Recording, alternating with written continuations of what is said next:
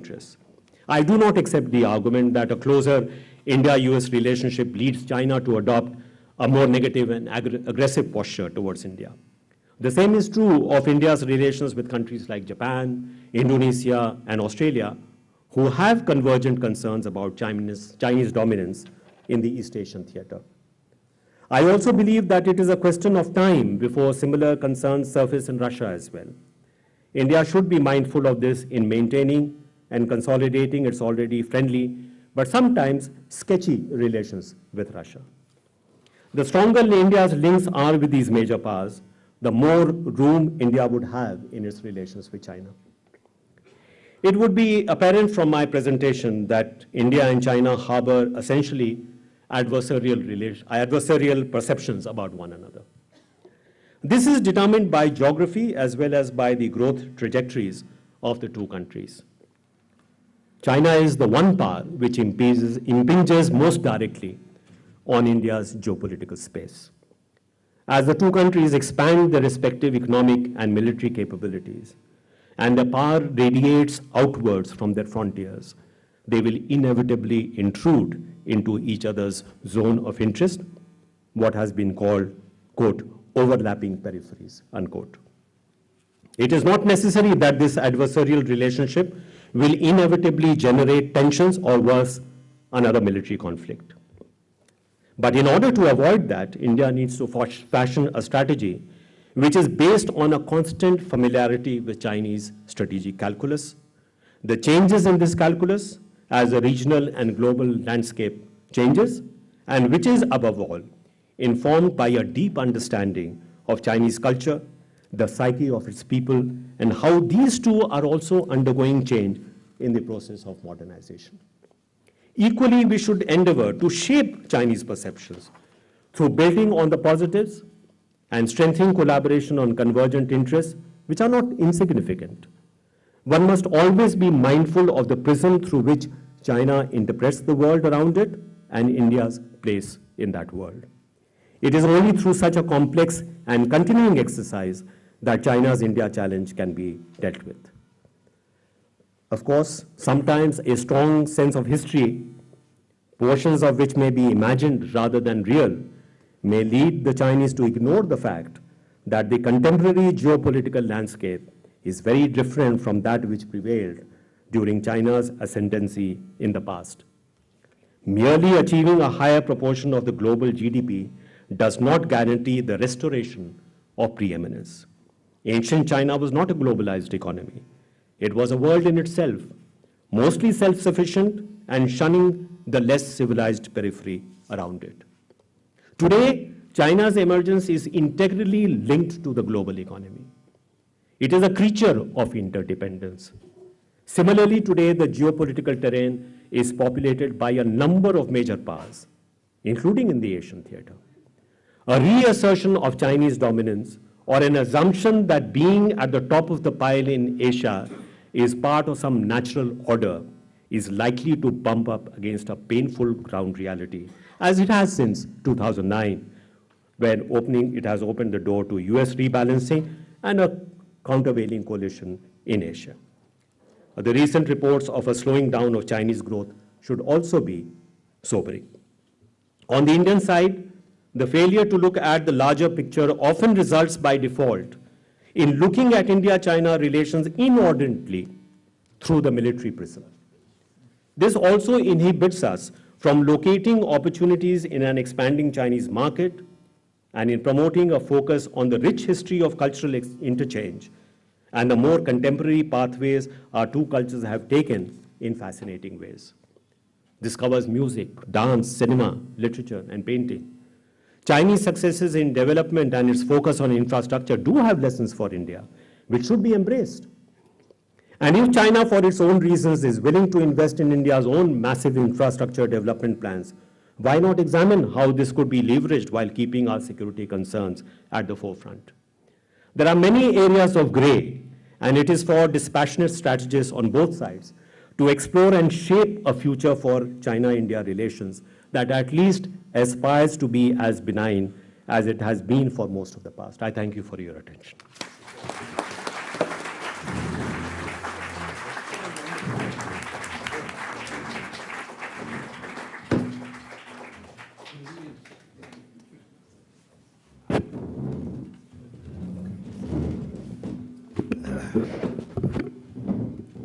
Friends, you have heard a wonderful lecture on China, China's worldview, China's mind. You seem to have penetrated that mind. I don't think so. Great scholarship behind this talk, and of course, personal knowledge, personal observation of the Chinese scene. I hope, Mishra ji, this lecture will be printed, published, circulated. Now, we have with us Ambassador Salman Haider, who was in China. He was Ambassador of India there. He was Foreign Secretary. As Foreign Secretary also, he dealt with China. I'm requesting him to take the mic and make a few remarks at least. Why don't you go there? Don't you go there? Right. Thank you, sir.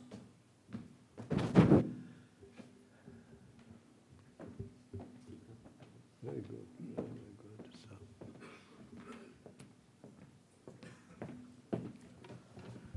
Mr. Chairman, I'm accustomed to following your instructions, having served under you for so many years in the ministry. Therefore, I'm standing here trying to say something, although basically I don't have a great deal to say. I do not have the task of trying to thank Shyam, but I want to do that anyway. To take this upon myself, on behalf of myself and everyone else, I'm sure, to reflect the general approbation that is evident here for the very fine talk that we've just heard and that he has given us. It's a worthy tribute to the man in whose honor we have congregated. And I think it sets this series of lectures that Global India Foundation has taken the initiative to establish, sets it on a fine course. And as you have just had clarified, this will be published. I think that it will provoke and evoke a great deal of discussion and thought, and in a very positive direction. And I must say that this is a great pleasure to hear words of this quality and ideas and concepts that are so relevant to our situation and our policy needs.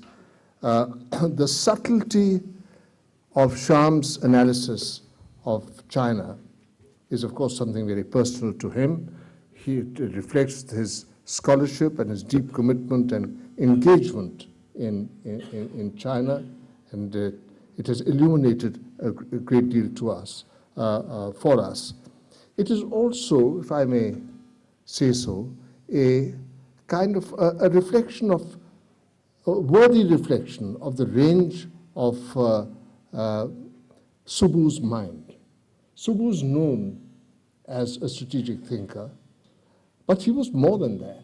He was an Indian. He was engaged in so much that was happening. His copious writings, which all of us have seen in the daily press and elsewhere, were not limited to strategic issues. In fact, I recall a strange but rather delightful piece he once wrote on vegetarianism, in which he felt that Indian vegetarians had much to offer the world. That was the part of the richness of the man and his willingness to talk about all manner of issues. Now, at the risk of overstating a point, I would say that before Subu, there was no strategic community in India. It is his invention, in a way. He started a discussion, a debate. He gathered disciples. He thought about the unthinkable. He penetrated to the heart of issues that most of us, MEA in particular, preferred to deal with in a rather guarded manner, but that was not Subu's way. He was direct, he was intellectually confident, and he was able to call a spade and to set out policy options which in fact jive very well with the national mood and with the national interest. That's one of the reasons why he has carved out a place for himself in the country, and that one that will abide. Hence, for the Global India Foundation to take on this task of holding an annual lecture in his honor and in his memory is very appropriate. And I think that it should be a rich source of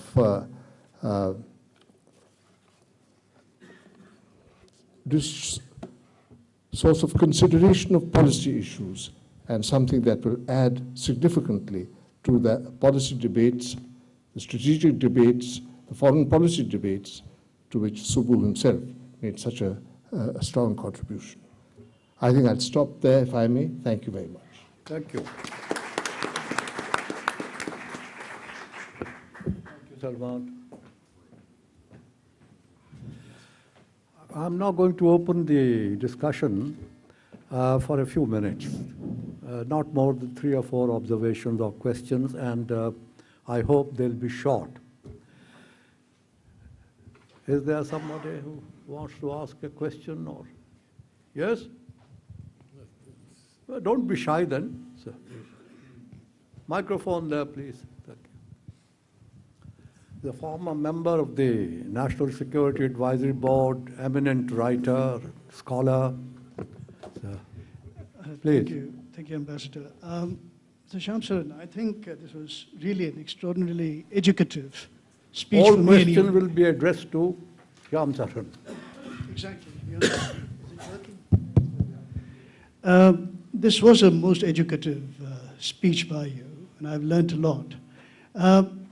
But I think by indirection, you hinted at what really works with China. You talked about the Sobnorong-Chu. Now, had Sundarji consulted with the government, brought the MEA in, had the China study group gotten its inputs in, it would have been decided that that move by Sundarji was not pragmatic.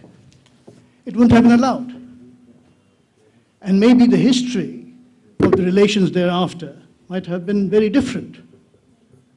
So, is there not a place for a more assertive military posture that is in some sense proactive, and not merely defensive, passive, as we tend to be? Sean, would you take it?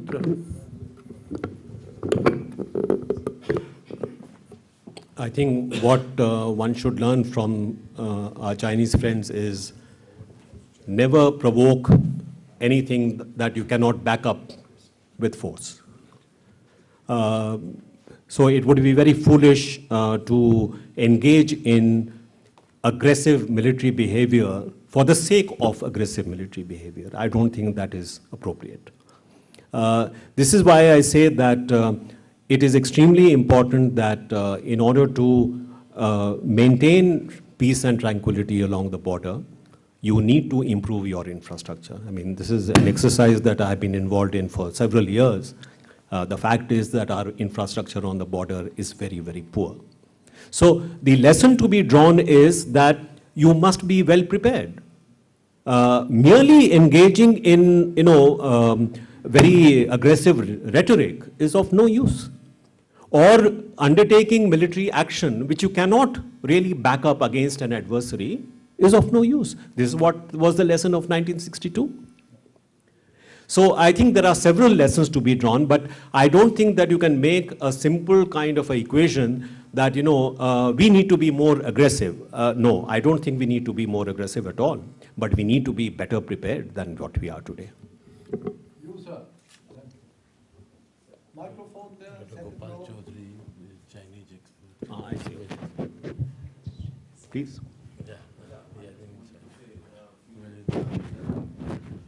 Hello, yeah. This, sir, I have been also watching this, our Indian policy towards China, China's policy towards India for several decades. And what you have said, 100% no problem, there is your conclusion of dealing with China, no problem. But one thing I just want to add, that ever since 47 onward, till now, barring this few couple of years, maybe 2-3 years, last 2-3 years, India never followed any China policy as such. Number one. Sir, let me explain this thing. One question is Yeah. enough, thank you. There are others waiting. Okay. Maybe we can take a couple of questions and I can just, yeah. Yes, please. Well, the microphone is there. One thing. Yes, Ambassador, I'll come. Go ahead. Oh, sorry. Commodore, very briefly, sir, you've done a brilliant job of chronology. So it's getting recorded. Three clarifications. You mentioned America 1971 war. Whether, in fact, Russia deployed divisions on the Chinese border, whether that was true at that particular time. You mentioned Sikkim. The Chinese say that over Mao Tai, Prime Minister Narasimha Rao asked for a favor, that I'm having trouble at my end with Sikkim. And I think Zhang Zemin, President, agreed, I will try to sort it out the way the Chinese do, as you said, the maps. He brought maps and changed them. He never made a statement because he asked Prime Minister to do a joint statement on Dalai Lama and Tibet. And Prime Minister Narasimha Rao, their story, said, before me, bigger people, Nehru and Mrs. Gandhi have made statements. I have just become the Prime Minister of India. And finally, on the nuclear issue, sir, you said Nuclear Suppliers Group. I believe, and it is heard there and said by the Chinese researchers, it was an agreement with the United States that when they would give the grandfather agreement to Pakistan, America would not budge. You would know more about it because we got a lot of media in India, but it finally went down. So 3 little points of chronology. Ambassador, microphone here, please, first row. That's the last question I'm taking. There's a time limit. May I compliment you, Shyam, on an absolutely brilliant presentation. As a marginal sort of interest in China, I couldn't agree more with virtually everything you said. In particular, the point that you made is that the Chinese recognize when you have something with Japan, with Australia, with Singapore, with the United States, it mitigates their assertiveness. You have been Foreign Secretary, you have been JSEA, you have served in China, you have served in various capacities, you still have an enormous entree in MEA and with political circles. Why doesn't this percolate down to where it matters on an ongoing basis? Thank you. You take all three. I think Ambassador Ranjit Gupta is ascribing to me far more influence than I have ever exercised. And merely because there are these ideas doesn't necessarily mean that it always translates into policy. But I would also say that my own experience has been that we have not done too badly in terms of our policy with respect to China, at least in the last several years. So I do not have any major quarrel with the manner in which we have worked our policy with China. It may perhaps appear differently, but I think we have not done too badly. The question raised about 1971.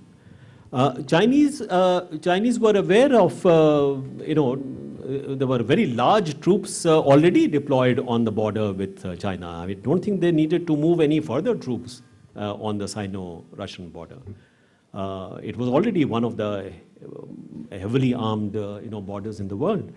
So I don't think it was necessary for them to make any movement in order to.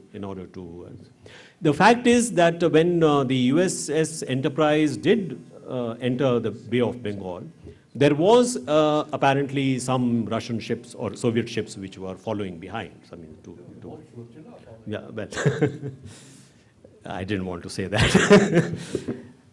So in terms of what I call the constraining context, unlike exactly the opposite in 1962, this did play an important role in the Chinese being prudent and not being, in a sense, lured by the Americans to do something that would be hurtful to their interests. And the NSG, I think the American position still is that there was no grandfathering, certainly not with the NSG. The NSG still considers that the additional reactors which are under supply to Pakistan are not covered by the NSG rules and regulations. Of course, these rules and regulations are not in the nature of international law. They are essentially arrangements which have been agreed to by a set of nuclear supplier group countries. So this is clearly from the NSG point of view, this is clearly a violation. But for various reasons, the United States and other NSG countries have not thought it worthwhile to oppose this. I mean, that is how things stand. But in the run-up to the waiver, the night before the waiver was actually given, there were a group of 5 to 6 countries which were playing the role of spoiler, from our point of view, spoilers. I mean, who were not ready to concede that such a waiver could be given unless India agreed to sign the test ban treaty, unless India decided to announce a fissile material cutoff. They had a whole series of demands, which we, of course, could not accept. The Chinese role was not to directly say anything, but to keep encouraging these 6 countries, 5 or 6 countries, to oppose. They would be constantly whispering to them. When it became apparent that these 6 countries were not going to hold up their opposition, some of them decided to go along because the evening before, the Foreign Minister of India issued a declaration essentially spelling out what India's position on nuclear disarmament was. And this was taken as, no fresh commitments were made, but this was taken as satisfying whatever concerns they had. So we had only 1 or 2 countries which were left. And that morning, it became apparent that those 2 countries would not be able to hold up. What is very interesting is that before those 2 countries had actually formally conveyed to us that they would allow the consensus to go through, a Chinese message came to us that morning while we were sitting at breakfast at about 7 in the morning that China had decided to support the waiver for India and would support it in the language that is already mentioned. I ascribed it to the fact that China did not want to be seen as the last country standing. And this is something which we have seen in other contexts also. I mean, that would take a long time to go into that. But that is another important factor. There is a discomfort about getting into a direct confrontation with India, which to my mind is a good thing. And we should take note of that. I think that's, yeah. Thank you very much. Madam Ambassador, yes, all right.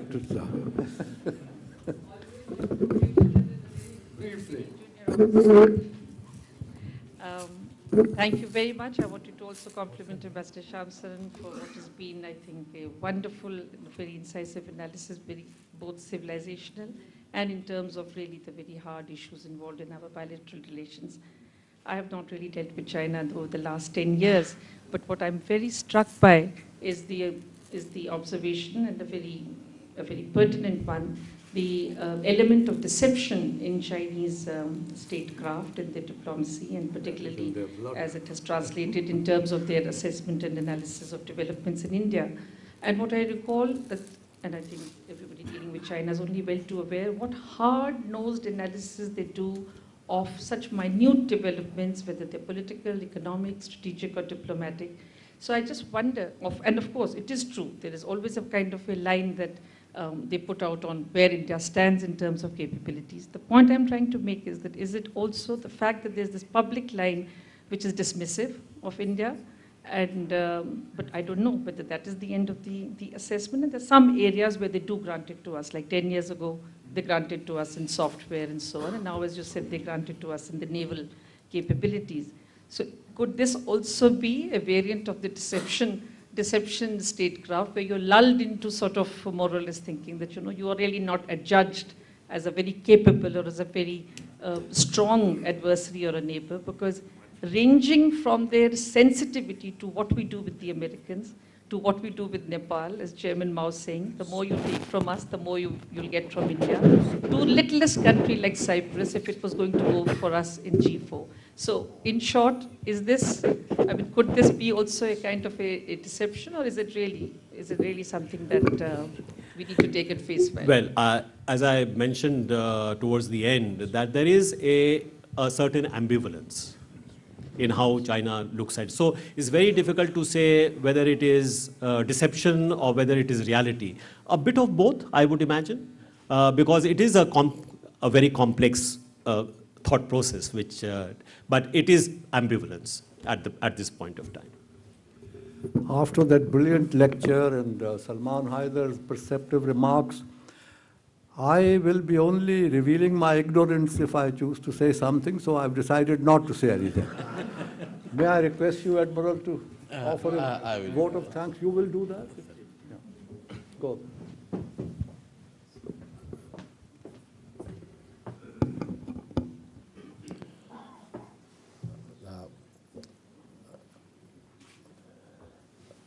We at Global India Foundation would like to place on record our sincere appreciation of this excellent lecture just delivered by Ambassador Shyam Sharan.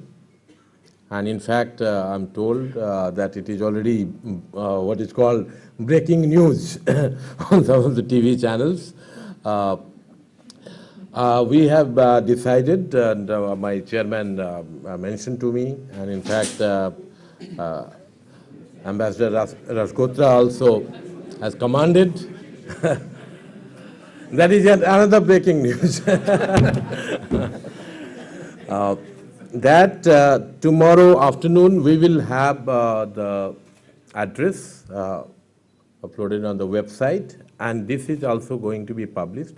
And each one of you who is interested and will be contacting, you will also get a publication that will come out maybe in next about 15 days' time.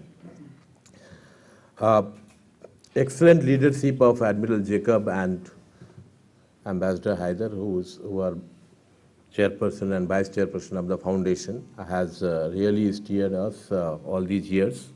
Both of them have been founders.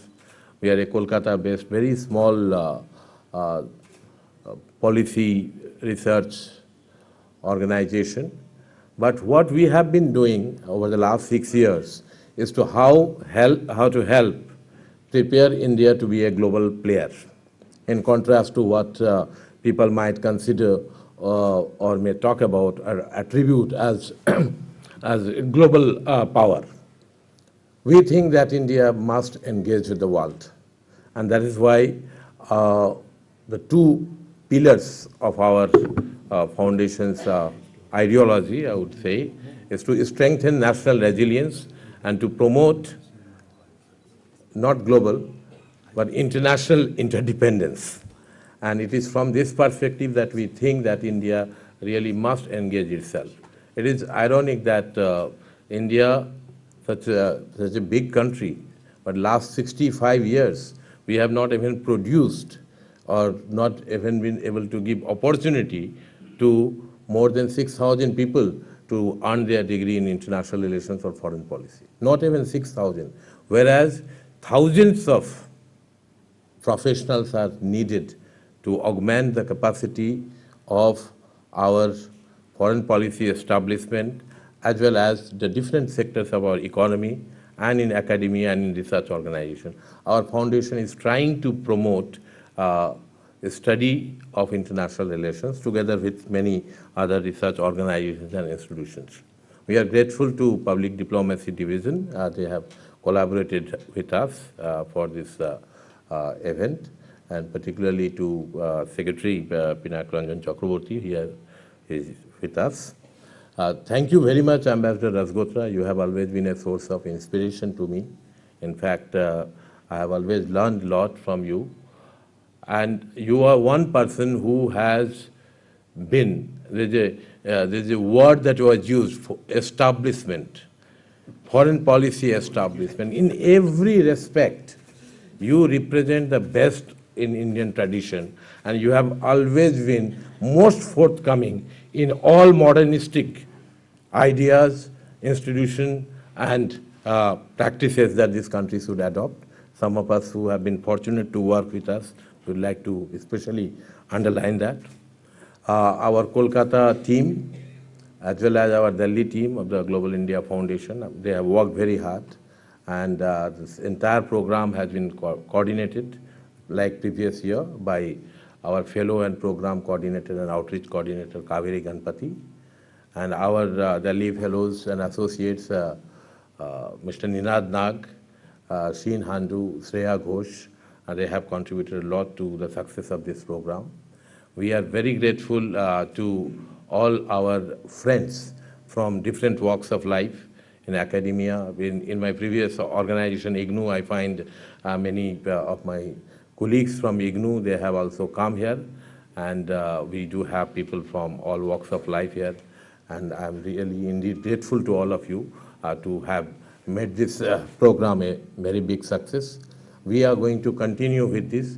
We have the support and encouragement of Dr. Sulochana Subramaniam, and we are in touch with the family. In fact, when I wrote to Mr. Vijay Kumar about 3 months back, deciding on the date and so on, and he in fact was quite surprised. He said that, of course, the dates are definitely important, especially if you need to have a booking here in the India International Center. And then, of course, we have had the very ready concurrence of Ambassador Shyam Sharan and of Ambassador Rasgotra. Well, I would not like to dwell much, except to say that thank you all very much. This lecture will be published, and you can also, of course, see our website. And let me request my chairman, Admiral Jacob, to present a small token of our appreciation to Ambassador Rasgotra and to Ambassador Shyam Sharan. And Kaveri, if you might, to Mr. Pinak Ranjan Chakraborty, who is sitting there. It's just a pen, with the Global India Foundation engraved in that. To Pinak, Now closure. one second, sir. And Sheen for Dr. Sulochana Subramaniam, please.